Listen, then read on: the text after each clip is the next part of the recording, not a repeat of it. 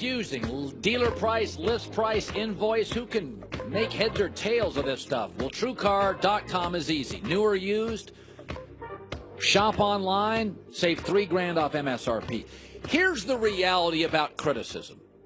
The closer it is to the truth, the more it hurts.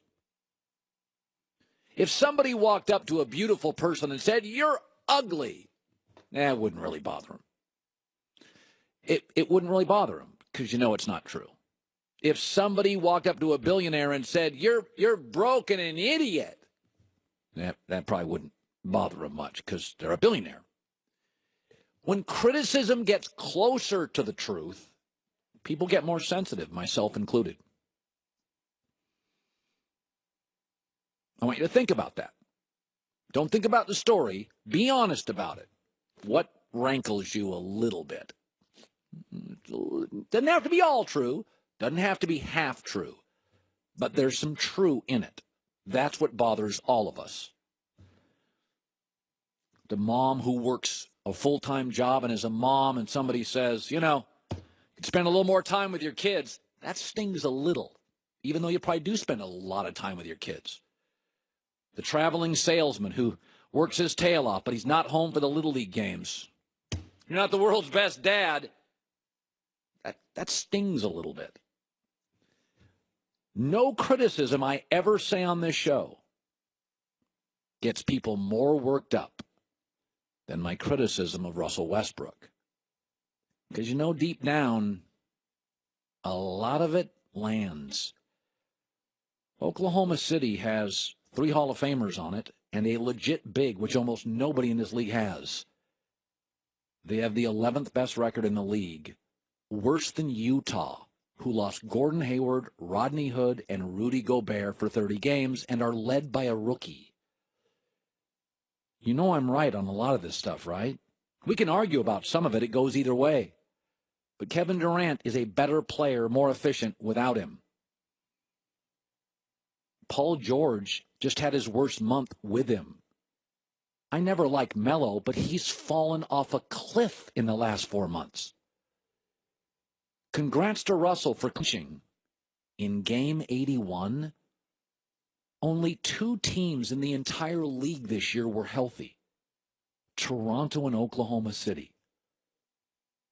Where the top 4 and 5 players for both teams played almost all the games. The 4 best members of the Thunder played 75 games or more.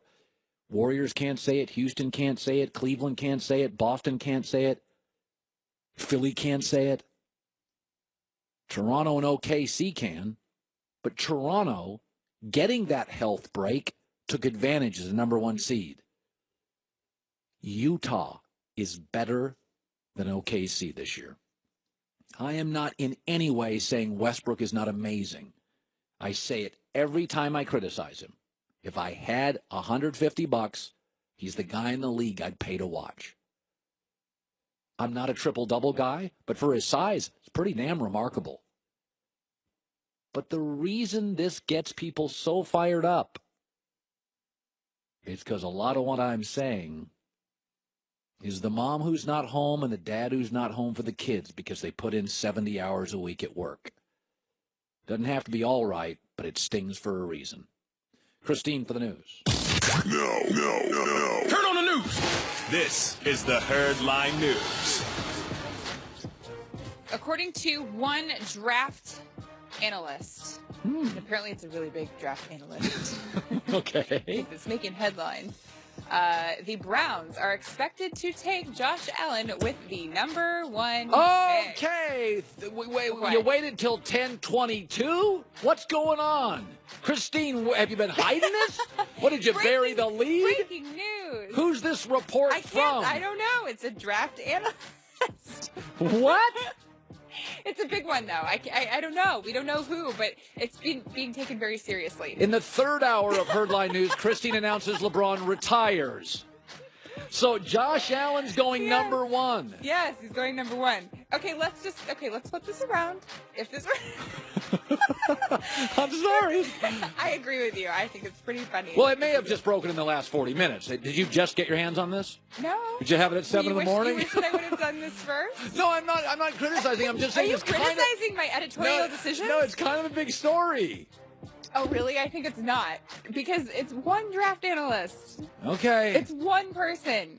Who is the person? Could I be a draft analyst if I want to? And then I said that. It's kind of a big story, though. I mean, that's why it's the first story Okay, in the second hour. Sam, tomorrow we got to do a new mock draft.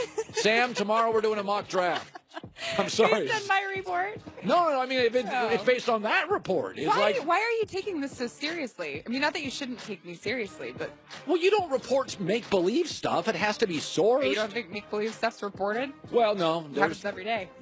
That's Remember just the whole Gronk thing? This is a story. I think it's a mistake, well, although... Hey, I'm really glad you liked it, because I did not take it as seriously as you did. Okay.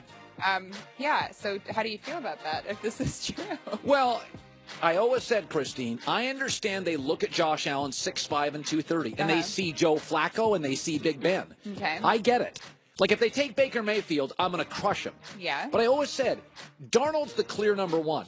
But if Cleveland took Josh Allen, I get them saying he looks like Carson Wentz. We didn't see Carson Wentz play in college. Carson Wentz is 6'5". Carson Wentz is 235. Carson Wentz had this remarkable arm. So I get making the Josh Allen mistake. I wouldn't do it. Right. But listen, their division, who's dominated it? Big Ben and Flacco. Okay. So they've sat there for 10 years watching these 6'5" guys with huge arms come in, who are, by the way, Flacco's inaccurate. Big Ben throws a lot of picks. And well, what do we got here? Hold on. Do you have more breaking news? Okay, this is who the tweet is from. Oh, you found it? Yeah, we just found it. Way to go, guys. You couldn't just tell me that in well, my no, ear. that's okay. That's okay. So he's a legitimate person. Who is It's Daniel Jeremiah. He's a guy, NFL Network, and at Move the Sticks. I mean, Daniel was a former scout. So, okay, yeah, but Tom, look at the quote. It's people that know people. Yeah, that's why I wasn't This making isn't a like huge secondhand. deal This out is of like third-hand knowledge. Are you doubting Daniel Jeremiah? No, I trust Daniel Jeremiah, but he's not reporting it. He's saying people that know people are reporting it. Yeah, I don't love his tweet. See, that's what I'm saying. I didn't want to make it a huge deal. Like, you made it out to be this huge thing that should have been breaking news at the top of the show.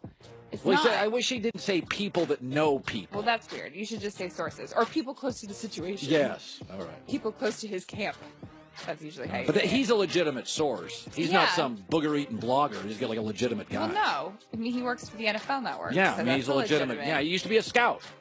Like my buddy John Middlecoff used to be a scout. John knows what he's doing. Daniel knows what he's doing. So are you still making this a new mock draft Daniel tomorrow? Jeremiah is not running to Twitter to get clicks. He's not going to put his reputation on the line for something like this. I don't like people that know people. I don't even know what that means, but I know this. He wouldn't put junk on the internet. So are you going to change your mock draft? Yeah, tomorrow I am. This is a game changer. Try to get it in the first hour tomorrow. I mean, God. Christine's going to bury. James Harden's out for the rest of the playoffs. They want to put it in the first hour of the show. I don't know. Okay. I'm being mean now. I'm sorry. No, do I look upset? I'm laughing. All right. Eli Manning was on a conference call, and from what he says about Odell Beckham Jr., it sounds like he thinks that Odell will be in New York for quite some time. Okay. Yeah, I think over the years you just can't get caught up with what's being said on TV or in the news or what people assume is happening. It doesn't help. You don't know kind of where these things get started or where it's going. So I think that's it's important just to when those things happen, just to have great communication with with your coaches and with ownership and whatnot, and make sure everybody's on the same page. And so I never got too concerned with it. We all know the talent that Odell has and what he brings to the football field, and look forward to playing with him this year and for years to come. Okay. That's what you should say. Year, yeah. Oh, you think the whole line thing again. One of the things I like about Eli is that Eli doesn't have great athletic ability. He doesn't have the best arm. He throws a lot of picks. But the one thing I've always liked about Eli, and I'll say this about Derek Jeter, they talk and never say anything. Yeah. There's a gift. If you work in Charlotte, you got like 2 or 3 beat reporters. Christine, you got 3 sports talk radios, 4 newspapers, aggressive reporting. there's a value in New York to talking and not saying Well, anything. he did say something if you look into it, because he said, I look forward to working with him for years to come. So you're saying that he's just saying the right thing. This is like the Russell Westbrook or Paul George. You think? Yeah, I mean, there's just Eli. This is a rough situation because, Eli never gets asked about Eli anymore. He gets asked about OBJ. Maybe he was talking about Eli because in order for him to play with Odell for years to come, unless they're both going to the same team somewhere else, that also means Eli staying in New York. That's not going to be just his decision. The GM will ultimately make that. True, but maybe he wants to. By the way, I did a poll yesterday about the lying thing. Do you remember how we did that? Like, do you give more details or less details when you're telling a lie? Yeah. Split 50-50. Completely even. Okay. Oh, and finally, I have another LeBron story for you. All right. Yesterday, I told you that in New York, they put up a billboard for him, recruiting him to New York, the King of New York, prove it, hashtag King James NYC 18. Right. And remember, about 4 months ago, LeBron got in a fight with some of the Knicks players, and he posted a picture on his Instagram. He was standing on the logo, and he said, what did he say? I'm the king or something? I'm the king, yeah. And he said, you're welcome, and then King of New York. So last night at Madison Square Garden, he wore shoes to remind them. They said, I'm king. Okay, I think this is funny. I always like a good NBA feud, so I do think it's really funny. I also think that maybe it's kind of close to the playoffs and focus a little bit. Probably should be buttoning down like don't troll too much, because then you're just giving other teams bullshit. Look, I will say this. You caught on to this very early. LeBron has been on a troll fast for like 8 to 12 weeks. I mean, he's literally every day going to Instagram. And I did. I called it out from the very beginning because this is just ridiculous behavior. And every single day there's something new. I swear, every morning I wake up, if I've gone to bed, but before the games end, and I have so many notifications of people tagging me in his post so that I can see the latest thing that LeBron has done. And I know that there are people out there who are hating on me for hating on him, but I do have a crew behind me who's like, thank you for speaking the truth. Yeah, what you're saying LeBron is very polarizing, and that is, I've never had a problem with polarization. No, it's I funny. don't care, but it's true. No, it's ridiculous. He's really gone contrarian to his brand, which was always above it all. He has gone all in on social media and self-congratulatory tweets. Zero self-awareness. Well, maybe he is aware and he's trolling us. Christine with the news. Well, that's the news. And thanks for stopping by. The Herd Lie News. Rob Parker is the FS1 instigator. He's on a radio show on Fox Sports Radio. Sundays, I listened to it this weekend. Chris Broussard, Rob Parker. Come on in, instigator. He's a college professor at USC. I'm very proud of you, by the way. I heard that your class was at the game last night. Yes, I was there. I took them to the game. You are a real college professor. Thanks for introducing me, Rob. I didn't see you. I don't know where you were. Where were you sitting? Right on the court. Expensive seat. So you are from Queens. Jamaica, Queens. Jamaica, Queens. You always got to say Jamaica because Queens is like 2.2 million people. Right. So you just can't say you're from Queens. It's too big. It's like saying you're from Texas. Exactly. Okay. But you were in New York when Pat Riley was there, right? Absolutely. Okay, and Pat Riley came out yesterday. He's got a book, and he's like, I was wrong on LeBron. He should have left. What do you make of it, Rob Parker? I'm disappointed in Pat Riley from this because he's a pretty straight shooter, right? One of my favorite quotes from him is in talking about players. It's like either you're in or you're out. There's no middle ground. You know what I mean? Either you're giving your all or you're not in this thing.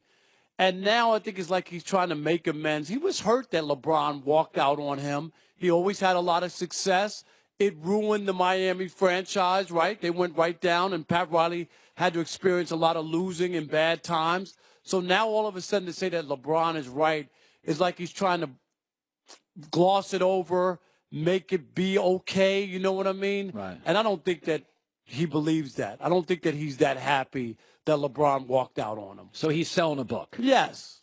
You got to have something to sell. No, if you don't and also, LeBron's going to be an all-time great. Do you want him on your bad side or your good side? And you did win championships with him. Do you know what I mean? Down the road. So LeBron's heading into the playoffs.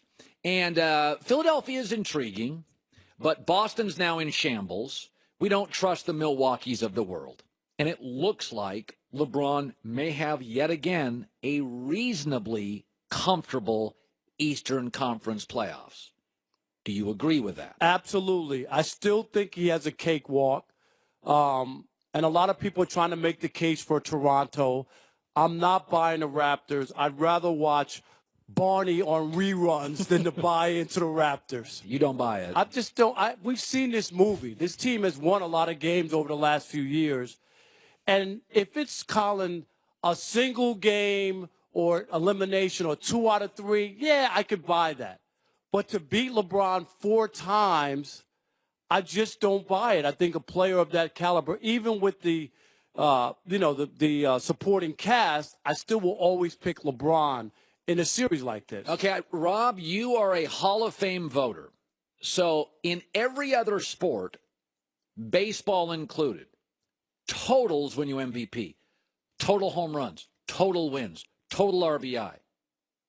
In football, totals win you MVP, total touchdowns, total completion. I got you. Okay.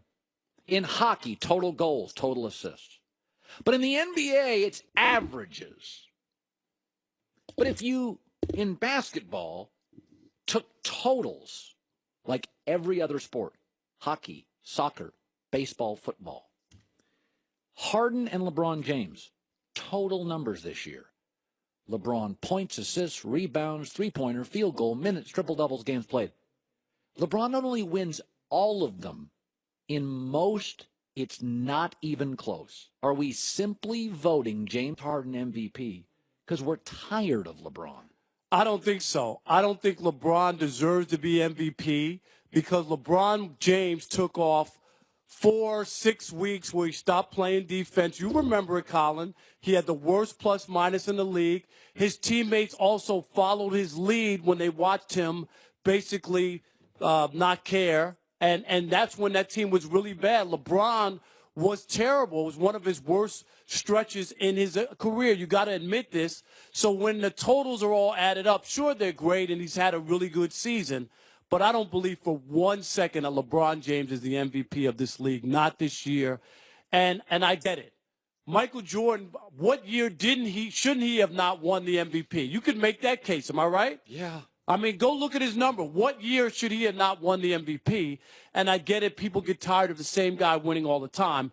But in this case, James Harden was good from day one all the way through. And not only that, his team played in a lot of meaningful games, won all of them, have the number 1 seed, all the stuff that they did. So when you add all of that up, and LeBron James was the one who decided to take off or be disinterested, he should be disqualified for not playing the whole year at the level that he's capable of. Finally, I like that argument, actually. Whatever. Makes sense. Whatever. What? You're the FS1 instigator. Okay. So I can separate art from artist. If I like your acting, I don't have to like you. I'll pay for the movie. I watch NFL football. I can think you're a creep. I separate art from artists. So Conor McGregor and Floyd Mayweather are not very likable.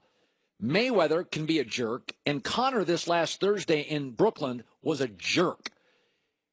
But I think they're going to fight because I think the UFC is dying for stars. Boxing has a renaissance. You like that sport. There's a renaissance with boxing. I used to cover it. Yeah, so did I. WWE, a combat sport, though scripted, is having a really good 2-3 year stretch of growth. UFC needs Conor. UFC needs Floyd. I think it's going to happen. I hope it doesn't, or if it does, that people push back from it, reject it. It's people are just being bamboozled for another money grab. That first fight was horrible. It never should have taken place. Colin, I know it made a lot of money. I know people were all interested in it, but let's be honest. Conor didn't have a chance to win that fight at any point. First of all, it was better than I thought it would be. But it still wasn't good. Well, no, I mean, listen, when Conor McGregor came into the ring wearing a mask, the reason is, and I got this from Mayweather did, because they were calling it a robbery. Right. Because that's what it was. Mayweather was completely manipulating the fight from the first round on. Now, some of Conor's fans bought into the drama, but he wore a mask because they were calling it a robbery. It was. All I know is if you watch people exit the building that night, most people walked out with their hands up because they had been robbed. Stop it. So you don't want it. So let me ask you this. If they fought Friday, would you pay for it? No, I would not. Oh, you would? I wouldn't give them 2 nickels. You I would wouldn't? not. No. Would you go to a bar and watch it? Would I go if it Or a was friend's free house? with somebody and some friends? I'm not saying Okay. because there's chicken wings there, so I would go. But if you ask me seriously, my own money, I would not pay for it because this is what this has turned into.